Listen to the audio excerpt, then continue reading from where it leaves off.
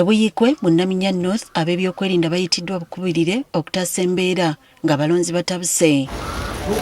Eno entebe batugambye nti evudde ku bululu bw'omu ku bavuganya Mike Wadeba obuzze nga bugolole. 11:05 nenfuna essimu nti waliwo obululu obutiikinge obukwatiddwa mu Naminya North.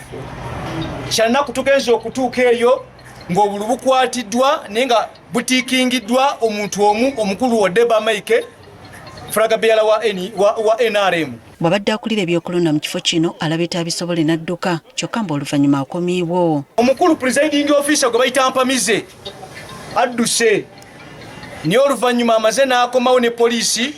Mmotoka mwabaddemu n'omukyala Sara Odeba mukoomwami Odeba Mike. Babalonzi ababadde bakuuma akalulu bakubiddwa mizibu. Abantu baffe abagezezzaako okubanga baprotectinga obululu oluddaawo bali mu kuyiganyizibwa. Tubafuna simu saawa eno ebuka y'abaana abafukamiza abafaizo na nnyumba RDC abafukamiza ku ttaka twebuuza lwaki abafukamiza buli tulaga wonna bataddewo mbeera etali nnungi.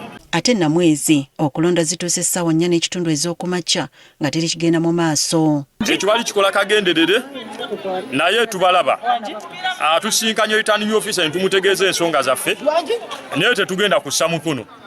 Akalwe kana aketaakisa kayiwa tujja kayiwa tukadde mbuzi. Bano bakukulumidde akakiiko k'ebyokulonda okutegeka okulonda okutaliko amazima na bwenkanya. Ebintu ebyotambula mu bulu buno bonna biraga nti akalulu tekali free and fair.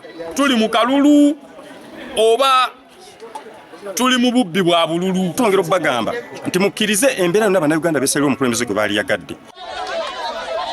Ate Lwengo amagye ne poliisi bagombyemu obwala omu ku bavuganya ssaako ne ssentebe w'ekyalo Kanyogoga mu kalulu ka Kyazanga Town Council ng'entabwe eva ku bigambibwa nti abadde yenyigira mu kubba akalulu. Akwatiddwa ye Matofu Imran nga yakwatidde NRM Bendera okuvuganya ku bwa ssentebe w'eggombolola ya Kyazanga Town Council ng'avuganya ne Nannyanzi Mada atalina kibiina mwajjidde ate nga ssentebe abaddeko. Ono bw'abadde akwatibwa amagye ssaako ne poliisi kigambibwa nti waliwo omusirikale amukubye ku mutwe n'agwa wansi n'azirika. Abatuuze nga bayambibwako poliisi bamujje wagudde n'ateekebwa kabangali ya poliisi okumuddusa mu ddwaliro. Era mu mbeera y'okutaasa mwami Imran Salongo bwe tumukutte ne tubeera nga tugenda naye tumuwa obukuumi mu kaseera ako n'abeera nga tetumanyi kimutanudde n'abeera nga afunamu obuzibu. Wabula oluleeteddwa kabangali ya poliisi azza engulu n'atandika okulogojjana ekiddiridde kumulaba ng'asambagala ng'ateereddwa wansi wa kabangali. Aina balwa ya gavumenti yaina plasi bwaira mutirachi katumulonda umulinda mukalulu kamwe bakitogira umwana noleka wendera banaye soka kinyola soka umwana wadise bali akalulu yatambula polisi badde wogwe mulumunyanga bagamba nti obulobaze sibisiri kati Imran wagambidde mugendo obeereka kati batubuuza ng'ojja wano okulonda wano yimirirawo nkade mpaka bannange.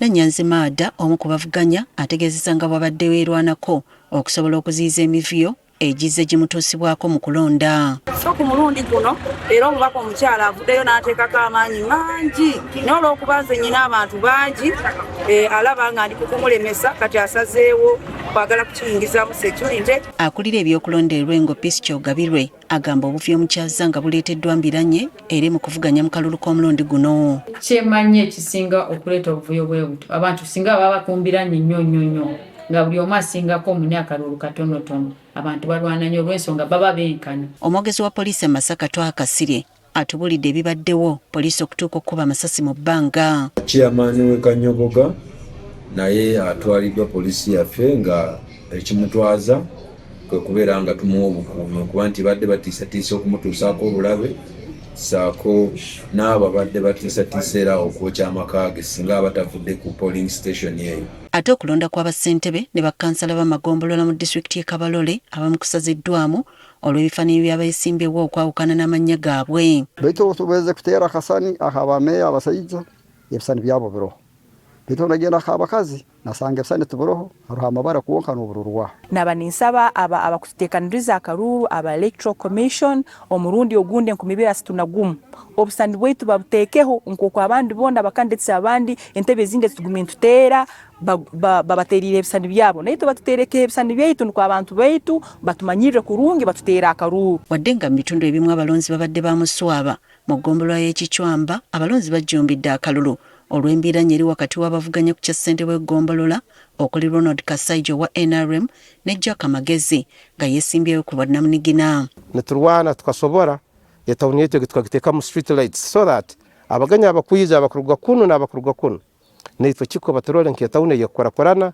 obundi akasimbe bukala bakahikira ulusanga naitwe tutahere omusite waddenga akakiko k'ebyokulonda kalambika bulungi nga bw'awatali muntu akkirizibwa kwambala ngoye oba okujja n'ebifaananyi byoleka ebibiina by'obufuzi awalonderwa abamu balabiddwako nga beenaanisa emijozi gya NRM ku bifo awalonderwa naddala mu ggombolola y'ekicwamba babakulira ebyokulonda e Kabalole bakakasizza ng'obumu obukozesebwa mu kulondesa bwe butambudde obulungi wonna nga tewali we bafunye okusoomooza 100% tukozeseze biometric voter verification kandi machine zikozere kurungi tutukatungire ene incident nambere machine yeremere so far so good wetukoledde emboozi ng'okulonda kukyagenda mu maaso